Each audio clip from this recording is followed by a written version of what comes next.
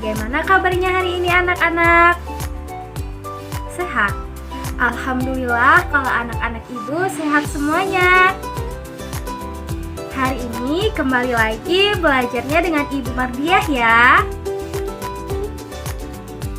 Hari ini kita akan belajar tema 1, subtema 3, pembelajaran 1, muatan bahasa Indonesia. Nah, sebelum mulai belajar, kita berdoa terlebih dahulu ya. Bismillahirrahmanirrahim. Raditu billahi robba wa bil islami dina wa bi Muhammadin nabiyya wa rasula.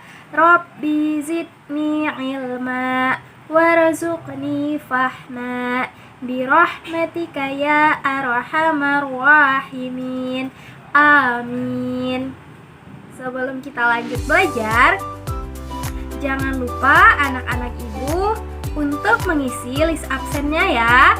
Nah, sebelum mulai belajar, anak-anak harus menyiapkan buku tema 1 dan alat tulisnya ya. Nah, apakah kalian masih ingat tentang gagasan pokok dan gagasan pendukung? Gagasan pokok adalah ide utama yang dibahas dalam bacaan. Nama lain dari gagasan pokok adalah ide pokok atau gagasan utama, pikiran pokok, dan pokok pikiran. Gagasan pendukung adalah kalimat pengembang atau kalimat yang menjelaskan gagasan pokok. Cara menentukan gagasan pokok dan gagasan pendukung yaitu 1. Bacaan dengan seksama. Kedua, tiap paragraf biasanya hanya ada satu kalimat utama. Ketiga, kalimat utama biasanya ada di awal atau di akhir paragraf. Yang keempat, kalimat utama adalah kalimat yang dijelaskan oleh kalimat-kalimat yang lain atau kalimat pengembang atau oleh gagasan pendukung. 5. Gagasan pokok atau ide pokok sama dengan ringkasan dari kalimat utama. Yang keenam, sisa kalimat yang lain adalah gagasan pendukung. Selanjutnya, ibu akan menceritakan sebuah cerita. Simak dengan baik-baik ya. Judul cerita Dodol Betawi Mak Salma. Paragraf 1. Sebentar lagi Kota Jakarta berulang tahun. Mak Salma menerima banyak pesanan dodol tradisional Betawi di kampungnya. Biasanya ketika ulang tahun Kota Jakarta, banyak pertokoan yang mengadakan festival Betawi. Makanan Betawi menjadi jajanan di festival tersebut. Kerak telur, bir peletok, dan dodol Betawi menjadi primadonanya. Paragraf 2. Sudah sejak seminggu yang lalu, Mak Salmah bekerja keras. Ia dan beberapa ibu-ibu tetangganya membuat adonan dodol. Ketan, gula merah, gula pasir, dan santan dicampur menjadi satu. Membuat dodol Betawi membutuhkan kerjasama. Tidak hanya perempuan, laki-laki pun terlibat dalam pembuatannya. Biasanya, Mak Salmah dan ibu-ibu menyiapkan bahan, memarut kelapa, dan menumbuk beras ketan. Adonan dituang kawah, lalu diaduk hingga kental. Proses mengaduk ini dilakukan terus-menerus selama 8-12 jam. Pembuatannya memang berat dan lama. Oleh karena itu, pembuatan dodol Betawi membutuhkan kerjasama. Paragraf 3. Untuk memenuhi pemesanannya, Mak Salmah selalu melibatkan tetangga-tetangganya. Mak Salmah ingin rejeki yang diperolehnya dari dodol Betawi tidak dirasakannya sendiri. Mak Salmah juga ingin dodol Betawi selalu dikenal. Ia ingin warga di sekitarnya juga ikut melestarikan makanan tradisional milik kampung sendiri. Dodol Betawi Mak Salmah ikut melestarikan budaya, memupuk kerjasama, serta menjalin keakraban antar warga. Nah, untuk selanjutnya, mari kita sama-sama mengidentifikasi gagasan pokok dan gagasan pendukung dari cerita tadi. Paragraf 1. Kalimat utama ada di kalimat pertama, yaitu sebentar lagi kota Jakarta berulang tahun. Pada paragraf 1, di kalimat manakah yang menunjukkan gagasan pokoknya?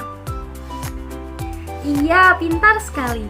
Pada kalimat kota Jakarta akan berulang tahun. Lalu pada kalimat manakah yang menunjukkan gagasan pendukungnya? Ya, Masya Allah. Gagasan pendukungnya pada kalimat Mak Salmah menerima banyak pesanan dodol tradisional Betawi. Biasanya ketika ulang tahun kota Jakarta, banyak pertokoan mengadakan festival Betawi. Makanan Betawi menjadi jajanan di festival tersebut. Kerak telur, bir pletok, dan dodol Betawi yang menjadi primadonanya. Paragraf kedua. Kalimat utama pada paragraf 2 berada di kalimat terakhir, yaitu pada kalimat oleh karena itu pembuatan dodol Betawi membutuhkan kerjasama. Salah satu kata yang menunjukkan bahwa adalah kalimat utama adalah pada kata oleh karena itu.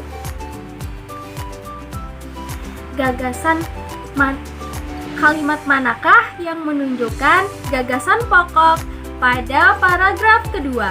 Ya, pintar. Gagasan pokoknya ada pada kalimat pembuatan dodol Betawi membutuhkan kerjasama. Lalu pada kalimat manakah gagasan pendukungnya? Ya, gagasan pendukung pada paragraf 2 ada pada kalimat sejak minggu lalu Mak Salmah bekerja keras bersama ibu-ibu tetangganya membuat adonan dodol. Ketan, gula merah, gula pasir, dan santan dicampur menjadi satu.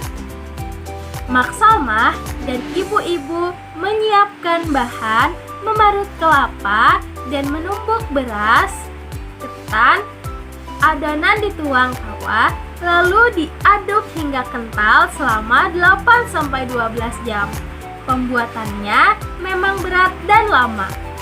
Paragraf ketiga.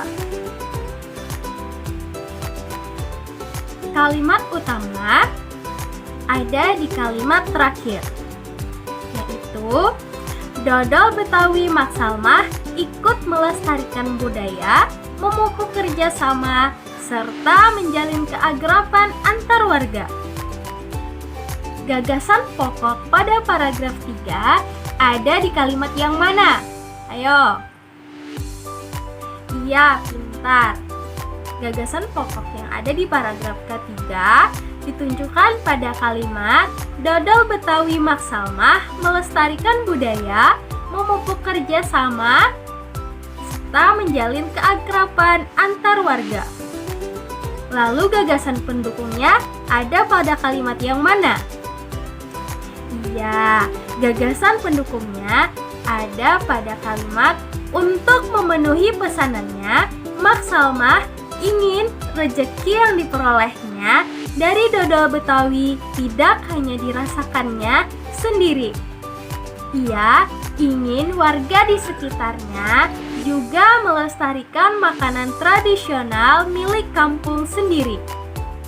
Nah, hari ini kita sudah belajar tentang gagasan pokok dan gagasan pendukung. Jangan lupa anak-anak ibu untuk mempelajarinya kembali ya. Dan jangan lupa untuk selalu menjaga kesehatannya dan menerapkan protokol kesehatan. Nah, sebelum mengakhiri pembelajaran pada hari ini, marilah kita berdoa bersama-sama. Bismillahirrahmanirrahim. Allahumma arinal haqqa haqqa wa arinal batila batila warzuqna ijtinaba. Rabbana atina fid dunya hasanah wa fil akhirati hasanah wa qina adzabannar. Walhamdulillahi rabbil alamin. Amin. Assalamualaikum warahmatullahi wabarakatuh.